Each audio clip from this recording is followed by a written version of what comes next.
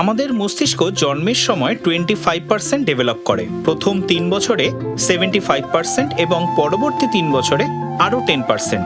অধিকাংশ পরিচর্যাকারী প্রশিক্ষণ নিন এবং কম বেতন পান।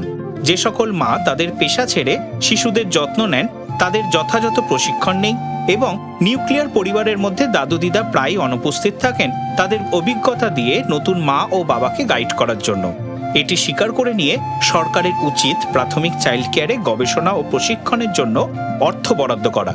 চাইল্ড কেয়ার সেন্টারের জন্য উপযুক্ত পরিমাণ জায়গা শহরের পরিকল্পনায় অন্তর্ভুক্ত করা। যুব দম্পতিকে চাইল্ড কেয়ার, পুষ্টি এবং জন্ম প্রক্রিয়া সম্পর্কে গর্ভধারণ সময় থেকেই শিক্ষিত করা উচিত। পরিচর্যাকারীরাও বৈজ্ঞানিকভাবে প্রশিক্ষিত এবং যথাযথ বেতনপ্রাপ্ত হতে হবে, যাতে প্রতিভাবান মানুষ এই কাজ গ্রহণ করে।